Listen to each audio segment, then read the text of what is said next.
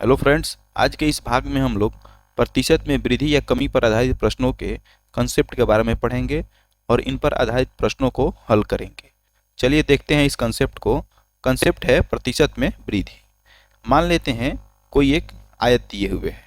आयत की लंबाई है a और चौड़ाई है b। प्रश्न में आता है कि लंबाई में कुछ प्रतिशत वृद्धि कर दी जाती है और चौड़ाई में कुछ प्रतिशत वृद्धि कर दी जाती है। यानी कि इसकी दो बीमाएँ हो गई, एक हो गई लंबाई और एक हो गई चौड़ाई। तो लंबाई में कुछ प्रतिशत बढ़ा दिया जाता है और चौड़ाई में भी कुछ प्रतिशत बढ़ा दिया जाता है। तब इसकी बीमाएँ जो हैं हो जाएंगी यहाँ से यहाँ तक। यानी पहले क्षेत्रफल था इसका इतना, अब क्षेत्रफल हो गया इतना। यानी कि क्षेत्रफल क्या हुआ, पहले से बढ़ गया। तो जब इस तरह के प्रश्न परीक्षा में पूछे कि दोनों बीमाओं में जब वृद्धि होती है तो उसका एक फॉर्मूला होता है a plus B plus a into B बटे 100। तो इस कंसेप्ट को याद रखना है कि जब दोनों में वृद्धि की जाती है, जब दोनों बीमाओं में वृद्धि की जाती है तो a plus B plus a into B by 100। अगला कंसेप्ट देखते हैं। अगला कंसेप्ट है प्रतिशत में कमी। यानी कि कोई आयत दिया गया है, इसकी लंबाई a है और चौड़ाई को b मान लेते हैं, और इसके लंबाई में भी कुछ प्रतिशत कमी कर दी गई और चौड़ाई में भी कुछ प्रतिशत कमी कर दी गई। यानी कि प्रतिशत में क्या हो रहा है, कमी हो रहा है। तब इसका क्षेत्रफल जो है पहले इतना था, अब क्षेत्रफल जो होगा इतना हो जाएगा। तो जब इस तरह के प्रश्न पूछे परीक्षा में तो उसके लिए एक फॉर्मूला होता है a plus B minus a into B by 100। जब प्रतिशत कमी हो, जब दो बीमाएँ दी गई हों और उसमें दोनों में प्रतिशत कमी हो, तब उसको इस फॉर्मूले पर रख के बनाएंगे। अगला कंसेप्ट है प्रतिशत में वृद्धि या कमी। जब दो बीमाएँ दी गई हों, मान लेते हैं इसका लंबाई है a और इसका चौड़ाई है b, और एक में वृद्धि हो रही है और दूसरे में कमी हो रही है, तब इसका क्षेत्रफल हो जाएगा इस तरह से। जब इस तरह के प्रश्न परीक्षा में पूछे तो उसका फॉर्मूला हो जाता है a minus B minus A B by 100। यानी कि जब किसी में एक में वृद्धि हो रही है या एक में कमी हो रही है, एक में कमी और एक में वृद्धि, तब उस तरह का प्रश्न हो तो उसे a minus B minus A B by 100 पर रख के बना देंगे। इसमें एक बात ध्यान देने वाली है कि जब प्रश्न में प्रतिशत वृद्धि या कमी हो और जब आप उस तरह के प्रश्न बना रहे हैं, यदि उत्तर आपका पॉजिटिव आता है, यानी कि जब हल करने के बाद जो वैल्यू है यदि वो पॉजिटिव आता है तो यानी कि उसके क्षेत्रफल में क्या हो रही है, वृद्धि हो रही है। यदि वैल्यू निगेटिव आता है तो क्षेत्रफल में क्या हो रहा है, कमी हो रहा है। इस चीज़ को ध्यान में रखना है कि जब पॉजिटिव वैल्यू आए तो प्रतिशत क्षेत्रफल में वृद्धि हो रही है और निगेटिव वैल्यू आए तो प्रतिशत क्षेत्रफल में कमी हो रही है। इस चीज़ को ध्यान रखना है। अब इस तीन फॉर्मूले को हम लोग कैसे याद रखेंगे तो उसके लिए जान लेते हैं। यदि प्रतिशत में वृद्धि हो रही है तो देखिए दोनों जगह क्या है, प्लस का वैल्यू है। यानी प्रतिशत में वृद्धि तो दोनों जगह प्लस है। प्रतिशत में कमी तो एक जगह क्या है, प्लस है, और एक जगह बीच में क्या है, माइनस है।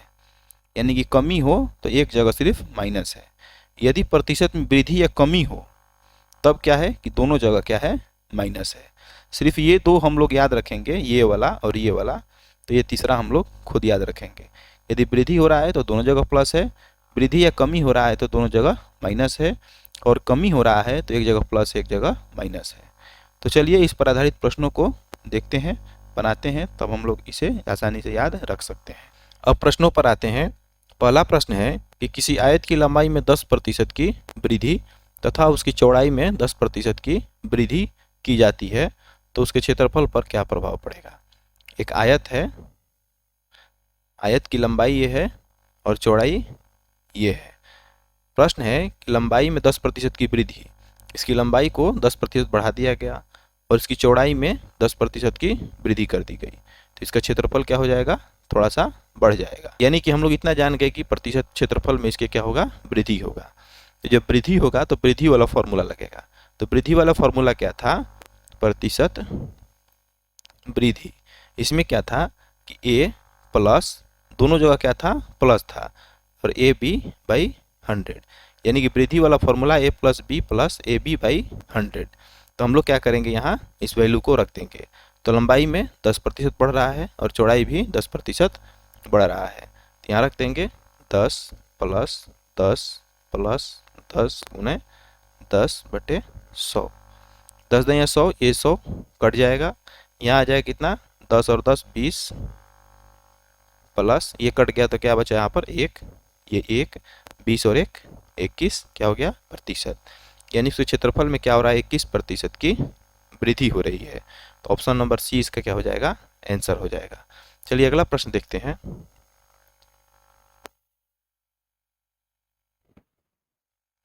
अगला प्रश्न है कि एक व्यक्ति किसी वस्तु को खरीदते समय 10% का लाभ लेता है और उसे बेचते समय 20% का लाभ लेता है, तो उसके व्यापार पर क्या प्रभाव पड़ेगा। एक व्यक्ति है जो किसी वस्तु को, मान लेते हैं कोई वस्तु है और इसको खरीदते समय भी 10% यानी कि लाभ लेता है और बेचते समय भी 20% का लाभ लेता है। तो प्रश्न के अनुसार इसमें क्या हो रहा है, दोनों जगह वृद्धि हो रहा है। तो यहाँ पर क्या लग जाएगा, प्रतिशत वृद्धि का फॉर्मूला लग जाएगा। क्या होता है, a plus B plus A B by 100। इसी फॉर्मूले पर इसको बना देंगे। तो एक जगह उसका क्या हो रहा है 10% की वृद्धि और फिर दूसरे जगह भी 20% की वृद्धि, प्लस दोनों जगह वृद्धि है तो वृद्धि वाला फॉर्मूला लगा दिए।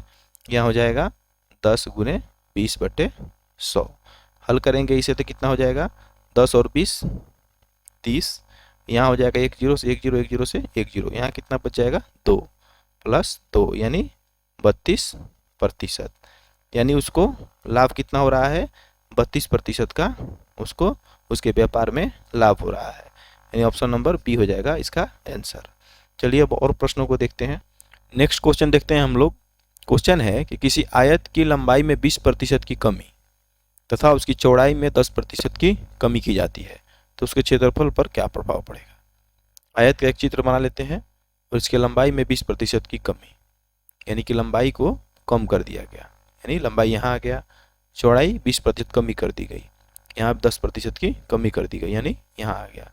जब इसको मिलाएंगे तो क्षेत्रफल पर क्या प्रभाव पड़ा, क्षेत्रफल पहले इतना था अब इतना हो गया, यानी क्षेत्रफल कम हो गया। तो जब इस क्षेत्रफल कम हो गया यानी प्रतिशत कमी का यहाँ पर सूत्र लगाएंगे, क्योंकि दोनों जगह प्रतिशत में कमी हो रहा है। तो प्रतिशत कमी का फॉर्मूला क्या है, a plus B minus A B बटे 100। प्रतिशत कमी के इस फॉर्मूले से इसको सॉल्व कर लेंगे। तो पहले में क्या है 20% की कमी 20, दूसरे में क्या है 10% की कमी, यहाँ 10 माइनस 20 गुने 10/100। हल करेंगे तो कितना हो जाएगा, 1 0 से 1 0, 1 0 से 1 0, 2 एकम, यहाँ आ गया 2, ये हो जाएगा 20 और 10 30 माइनस 2, 30 में से 2 घटेगा 28%। 28% क्या है, क्षेत्रफल में उसके कमी है, यानी कि उसके क्षेत्रफल में 28% की कमी हो गई। ऑप्शन नंबर बी हो जाएगा इसका आंसर। चलिए अगला प्रश्न देखते हैं। नेक्स्ट क्वेश्चन है कि एक व्यक्ति किसी वस्तु को खरीदते समय 20% की हानि लेता है और उसे बेचते समय भी 20% की हानि लेता है, तो उसके व्यापार में क्या प्रभाव पड़ेगा।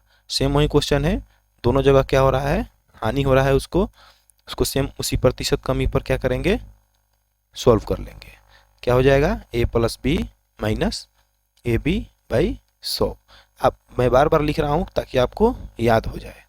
तो चलिए इसको रख लेते हैं, क्या है 20, दोनों जगह 20% की हानि हो रही है, यहाँ भी 20 माइनस 20 गुने 20/100। हल कर लेते हैं इसको, 1 0 से 1 0, 1 0 से 1 0, ये हो जाएगा 2 दूनी 4 और ये हो जाएगा 20 और 20 40 माइनस 4 यानी 36%। 36% क्या हो गया, उसके व्यापार में कुल 36% की हानि हो रही है, यानी ऑप्शन नंबर इसका कितना हो जाएगा, बी, यहाँ 36 होगा, ऑप्शन नंबर बी इसका आंसर हो जाएगा सही। अगला प्रश्न देखते हैं। अगला प्रश्न है कि एक व्यक्ति के वेतन में 20% की वृद्धि की गई और फिर बढ़े हुए वेतन में 20% की कमी की गई, तो उसके वेतन में क्या प्रभाव पड़ेगा। थर्ड कंसेप्ट में हम लोग ने पढ़ा था कि प्रतिशत में जब कमी और वृद्धि दोनों हो तब उसको कैसे बनाते हैं, तो उसके लिए एक फॉर्मूला है a minus B minus A B by 100। इस फॉर्मूले पर इसको बना लेंगे। तो यहाँ पर है पहले 20% की वृद्धि, तो यहाँ रख देंगे 20 माइनस 20% की कमी, यहाँ रख देंगे 20 माइनस AB, यानी 20 गुने 20/100। इसको सोल्व कर लेंगे, ये 20 से ये 20 कट जाएगा, 1 0 से 1 0, 1 0 से 1 0 आ जाएगा। यहाँ पर कितना, माइनस 2 दूनी 4%। यहाँ पर माइनस क्या प्रदर्शित करता है, उसके वेतन में कमी को, यानी उसके वेतन में क्या हुआ, 4% की कमी हो गई, यानी ऑप्शन नंबर क्या हो जाएगा उसका, बी आंसर हो जाएगा। यदि यहीं प्लस में आता तो उसमें वृद्धि नजर आता, यानी कि उसके वेतन में 4% की वृद्धि होती, तो यही हो जाएगा आंसर। तो इस तरह से इन प्रश्नों को बनाना रहता है। प्रतिशत के और भी प्रश्नों को हम लोग अगले भाग में अच्छे तरीके से बनाएंगे, और इस कंसेप्ट को आप लोग हमेशा याद रखिएगा। ये कंसेप्ट एसएससी रेलवे में कई बार पूछा गया है, आप लोग इसे बनाते रहिए। यदि वीडियो अच्छी लगी हो तो वीडियो को लाइक, शेयर और सब्सक्राइब करें। चलिए, थैंक यू।